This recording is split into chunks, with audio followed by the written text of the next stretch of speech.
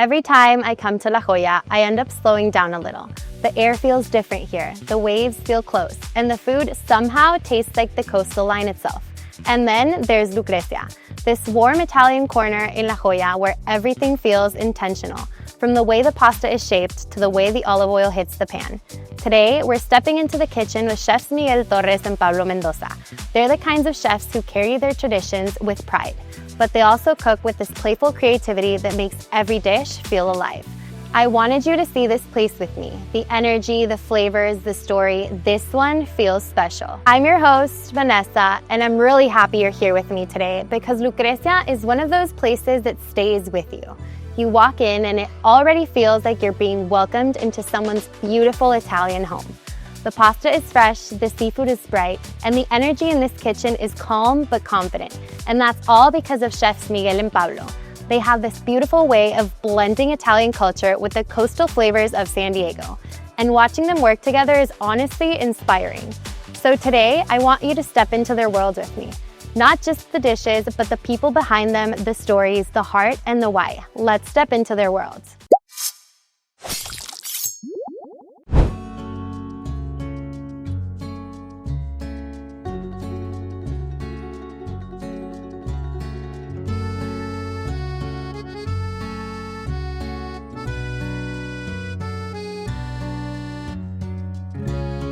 The really cool thing about this ingredient is that it's heirloom tomatoes, and we can get heirloom tomatoes all year in California. Normally tomatoes are a summer vegetable, but here we are lucky in California to get them all year.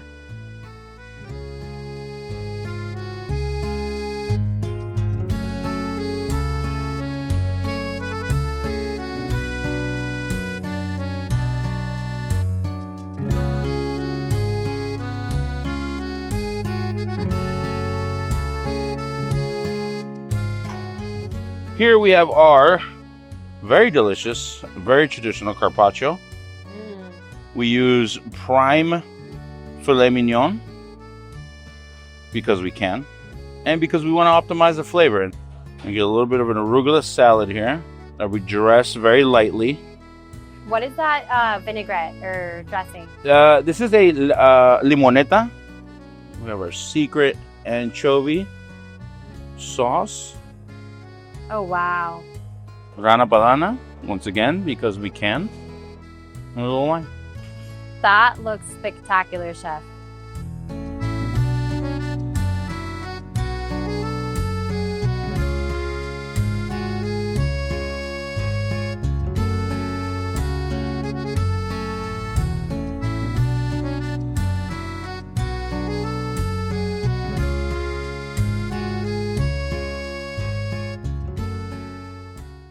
I'm gonna go ahead and try the cacio e pepe pasta.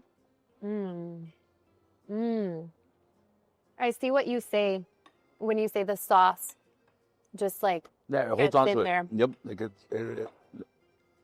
So good. What do you guys think is like your favorite dish here at the restaurant? From these dishes that you guys made, what would be like your favorite one? I'm a huge fan of octopus. Wherever I go, if I ever see octopus on a dish, I like to order it. You know, I love that. takes a lot. To me, it takes a lot of technique to cook it, so it's not overcooked. It's not chewy. Yeah. And then we throw it on the grill, just give it a little bit of char. So that's definitely one of my favorites. I love that.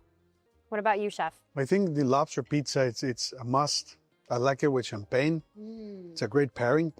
And the beautiful thing about this restaurant is that you can create your own experience. Stay in the coast with the octopus salad, then follow up with the lobster pizza, and then finish it up with a branzino, or stay true to the Italian with the carpaccio, the caprese salad, and then a pasta. So I every time I'm here, I change my mood to either I want to stay close to the ocean, be coastal, or stay to the mountains or to the, so it's, you can transform Lucrezia however you want. I love that. The way that you eat here is like nothing I've had before. It's so elegant and so flavorful, but it's also so warm and so cozy. It's incredible. You guys have done an amazing job with everything you've done.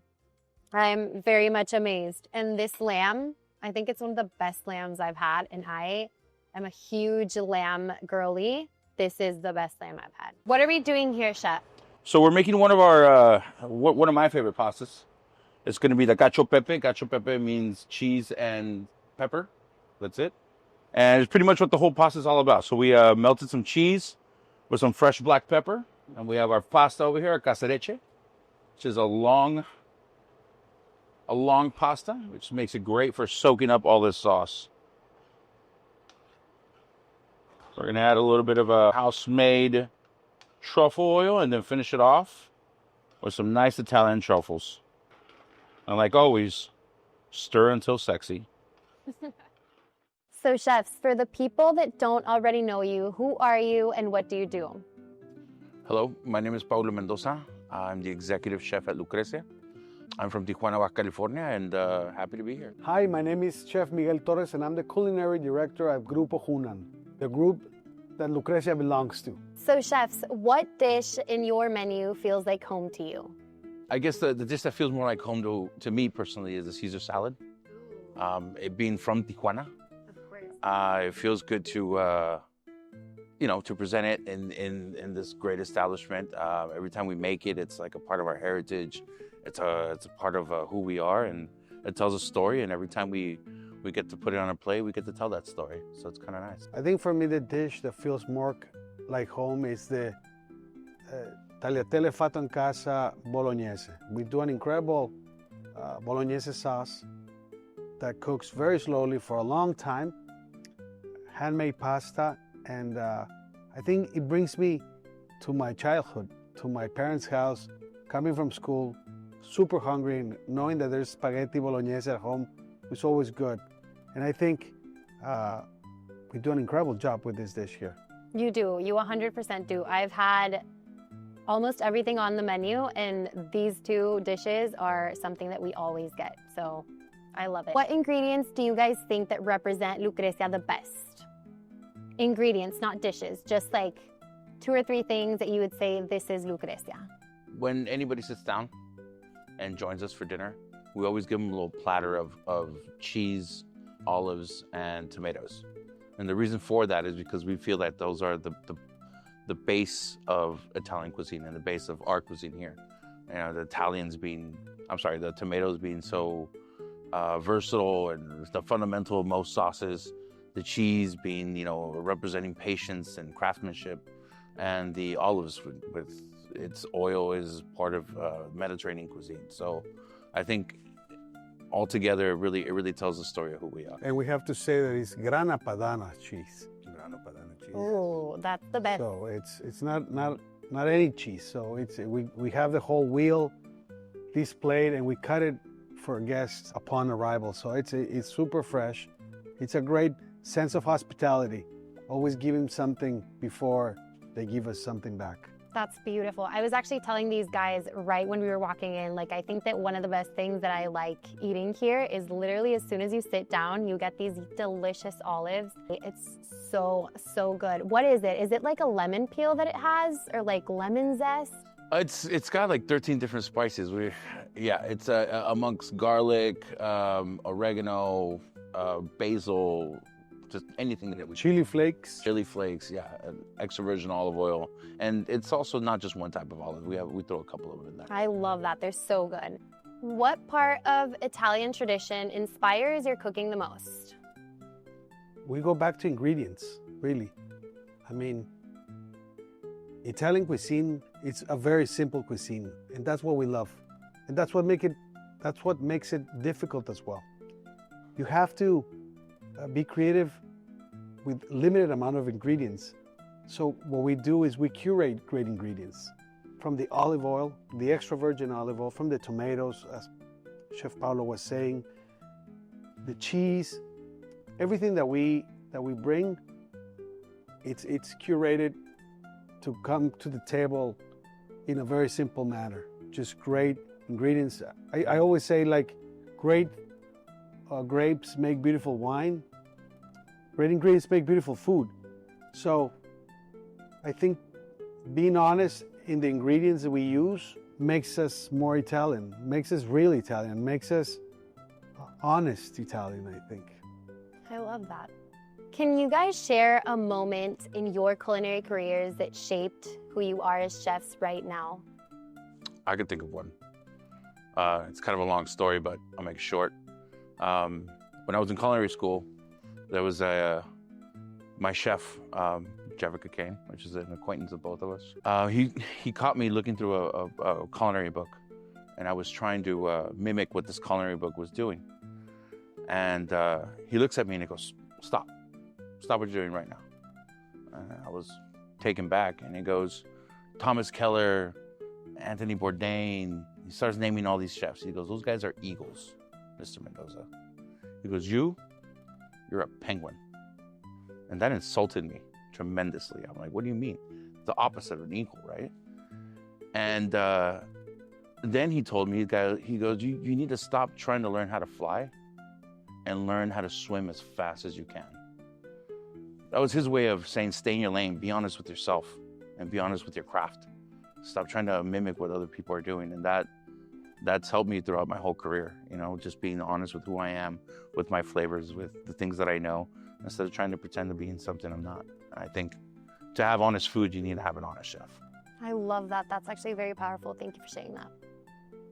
So chefs, how did this partnership come to be formed, and what do you guys think that makes this work inside the kitchen? Look, I mean,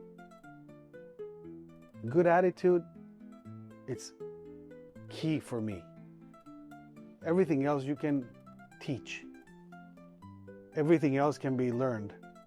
Having a great attitude, it's what I see when I hire anybody. So when I was given the task to find a chef for this restaurant, we had inquiries from all over the world, really. Italian chefs from LA, New York, which was probably the most common thing to do, right? Find a chef that comes from an Italian restaurant out of New York, out of LA, and we interviewed them all. Then I get a chance to review a resume, and it was Chef Paulo Sergio Mendoza, Tijuana. Two things caught my eye of that resume. One, that he and I had worked at the Lowe's Coronado Bay Resort. Oh, At wow. one point, a place that shaped us. He just mentioned a chef, Chef Jebek. He was there with us too in different times. I make an appointment and I see him in Tijuana, and I sit down with him and I'm going through his beautiful resume, but nothing Italian, nothing close to Mediterranean. I mean, it was mostly Japanese at the end of like his last draws, and then other great restaurants. And I go, "Why are you interested in Italian cuisine?" So he was just looking for a new opportunity. But what got me, I think, it was the fact that we spoke about his mother for a long time. He was on a high rise in Seattle, right? And he was conquering Seattle with this Japanese group, and then he had to come back to help his mother. And that, I said, that's beautiful. I think that honesty, that passion, that heart, it's what I need. And I think what makes us work really well together, although we have completely different backgrounds, is that we both have a respect for the ingredient, a respect for the culture, a respect for the food. And as long as you have that, I mean, that's your base for anything. This is where we kiss. See, This is exactly where you guys get. we need the spaghetti and go. How do you think that you guys balance technique, soul, and elegance in each of your dishes here? Technique is a form of control, right? You need to have purpose, and for that, technique falls into that. Elegance is the restraint of that. Making sure that we're not overdoing a dish for egotistical or just because the plate needs red, whatever that means. And the soul is kind of a combination of both of those. It's what tells the story behind what you're trying to make, the message you want to with your audience to perceive, and the experience behind it. So I think that's how we find that balance. What do you guys think that you want your diners to leave with after they eat something here? Pretty much, we want to be remembered. We want to make sure that when people leave here, they leave satisfied. They leave with a good experience, a good story, and with the need to come back. You know, if we cater every experience to every person, I think that's what hospitality is about, and I think that's what grows. That's what people normally know us for. You know, yeah, they have good food, but they treat us like family. You know, we have a saying here, you know, welcome home. And that's the message we want people to understand, that this is your home. I love that. And it does really genuinely feel like home. The moment you walk in to the second that you leave here, it's always just so warm. And you don't get that everywhere. You don't get the vibes, like I've said before, good food, good hosting. It's just all there, and you definitely feel like part of a family when you're here. So thank you guys for the interview. Being in this kitchen with Miguel and Paulo, you feel how much they care. Not just about flavor, but about memory, tradition, and giving people a moment they will never forget. Lucrezia has this softness to it, this warmth. You can taste the coastline, you can taste their story, you can taste home and travel all at once. I'm really grateful we got to spend time here. Thank you for being here with me today. I hope you felt the heart of this place just as much as I did. There's something really beautiful happening inside Lucrezia, and sharing it with you made it even more special. If you want to keep exploring these stories with me, stay close. There's so much more to taste, so much more to learn, and so many people I can't wait for you to meet. I'll see you in the next one. Don't forget to hit subscribe, drop a like, and come back hungry, because this is real food, real people, real SoCal.